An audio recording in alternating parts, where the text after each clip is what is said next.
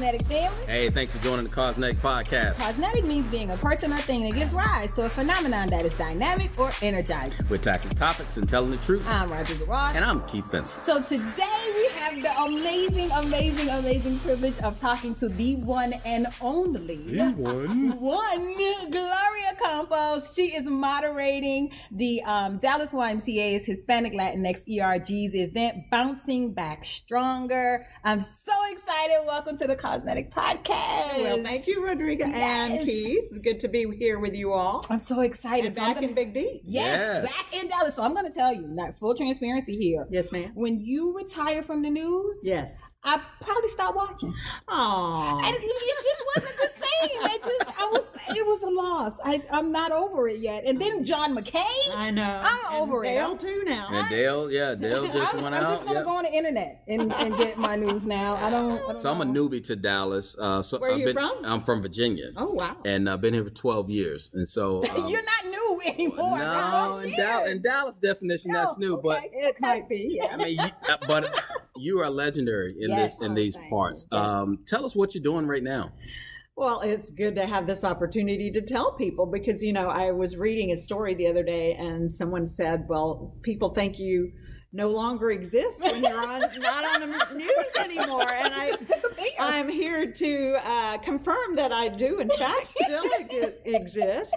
And I have, just basically downsized my life and my commitments because I am 67 years old now. Okay, so this is not a visual, but I'm here to tell you guys. Does not look it at all. Well, part of the way I've been dealing with the pandemic is walking. I'm a power walker. Nice. So I do that like 4 times a week and log in 10 to 12 miles a week. So you got to keep in shape. And, I think that brings up an interesting point that I was going to make in this discussion that we're going to have about COVID and its impact on a minority community, low-income people. We're talking about African Americans and Latinos and Native Americans, of course, have been hit disproportionately by this pandemic.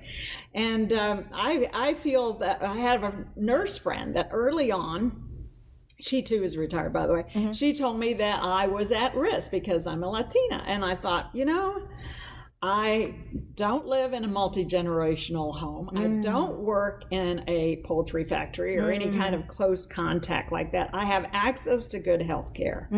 And, just those 3 things, I don't have diabetes and things like that that were definitely risk factors for anyone. Yeah. So I don't know that I'm at more risk because of the color of my skin or genetically. And I guess one day maybe we will know that further down the line. But I don't feel more at risk than anyone that's 65 and over, right?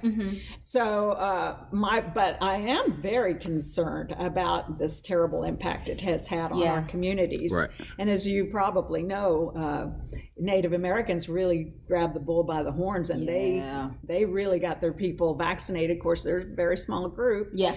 And in fact, I was reading the Navajo tribe actually had more vaccines left because they got all their people vaccinated. Wow. That they started giving it away to other groups. That's excellent. Yeah. So that's the kind of thing I want to hear, community, because we are definitely going through all of this together, and some of us are hurting still. Yeah. Yes. Absolutely. And I'm concerned about that, and that's why I'm here. I traveled 300 miles just to talk about this. Really? So I don't live in Dallas anymore. No. Oh wow. I live in Central Texas. Oh, are you loving that? Oh yes. It's nice. You know what I don't love? It's being back here and dealing with the traffic. And it is exponentially worse, I'm sure. It is definitely worse. Throw you for a loop right there. Yes, it's worse for me, and I live here every day. I can imagine. Well, I could age another 10 years here in a couple of days. I need to get out of town, but no offense, Dallas.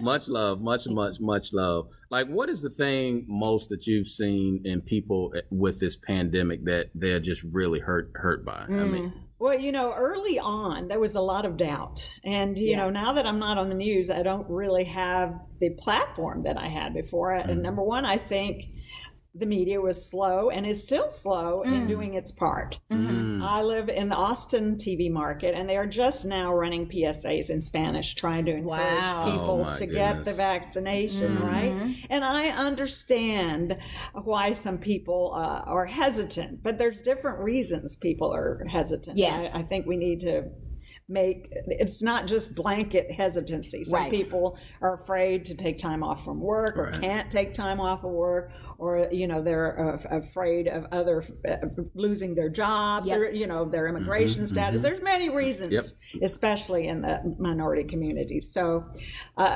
but what hurt was people denying it. Do you know anybody? I'm on social media, like Facebook and Twitter a lot. And at first, especially white people were saying, well, do you know anybody that has COVID? And of course, early on, not many of us did. Well, now I see it daily. And of course, I've had a lot of friends who have lost loved ones, Latinos in particular. And I have not. I've lost one friend myself. She was morbidly obese, and that also is a factor that nobody really wants to talk about. That's true. And so I've seen it firsthand, and I've seen it affect families, and they're asking for money to bury these people, and children are losing their parents, and that's the travesty here. And like I said, I don't want to judge folks that haven't gotten vaccinated. I understand that there are many reasons and factors. There might be religious reasons as well. But at the same time, this is a public epidemic. This is a public health crisis, and that's all of us.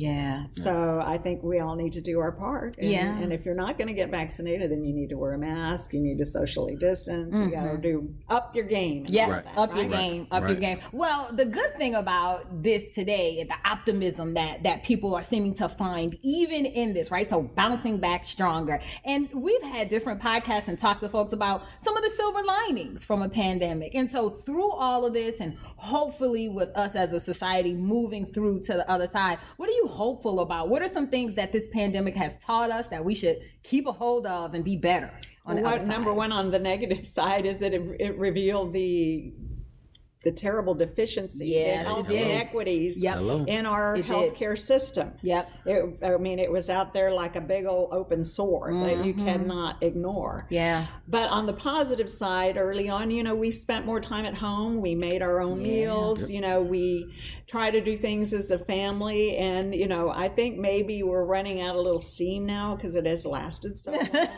And I really try not to be stressed myself. But I do find myself feeling that way more now than the beginning. And, I think we're seeing more road rage. People just, their fuses are shorter. And I think it's all of this bad stuff that we've had to endure for over a year. And but the silver lining is that it has brought this public health inequities to the forefront. And in fact, I just came off the board of Texas State University's Development Foundation, where we raise money for scholarships for our students.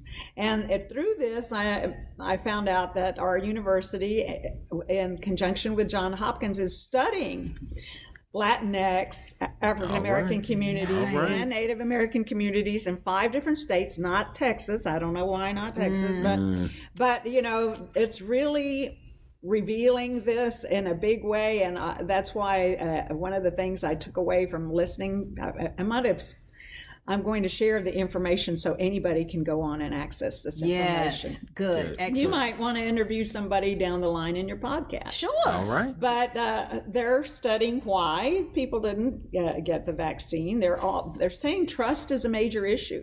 I believe that. Absolutely. Right? And so I don't really think of it that way, but I can understand how it would be. And, all the...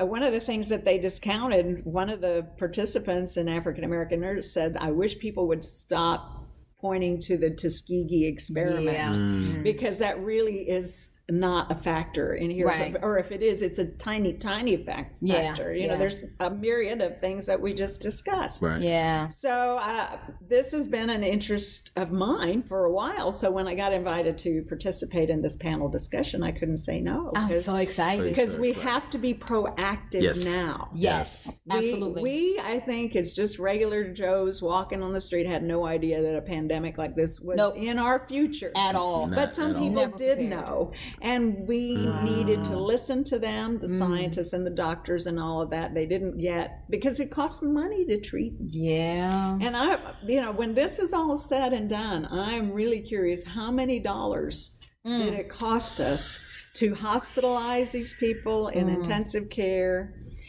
The lost wages, it's going to be billions and billions of dollars. Because we're talking about 700,000 people dead. All those people had families, and some of them were probably still working, even though conversely, people my age were hard hit. And that's why I'm triple vaxxed, by the way. Oh, okay. Got the trifecta going on. All right now. Well, you know what? Snackable. I wish we should have had a whole meal with Gloria. She's definitely more than a snack. But thank you so much for taking a moment to be with us today. We are so excited. Gloria Campos is moderating Bouncing Back Stronger with Campeones Unidos for the Dallas Y. And thank you for listening to Cosmetic. Hey, well, look, I think you got close us out here one more. Right. I did want to share with you all that where you can access some information about these studies that have been ongoing between Johns Hopkins University and also Texas State University's anthropology department, and it's called Communivax. Communivax. So you can just look it up, Communivax, you know, like COMMUINIVAX.org. Okay. So you can go on their website and access some of these studies, and there's some webinars on there that you can listen to at your leisure, and all kinds of information of an ongoing study that impacts our community. Nice. Thank you for that. Nice. This has been incredible, guys. I am so thankful that you're here, and thank you guys for listening to Cosmetic. We're tackling topics and telling the truth. Hey, subscribe and listen to us weekly. And don't be shy. Give us a 5-star review and go and visit communivax.org. And as always, be dynamic, be phenomenal, be cosmetic.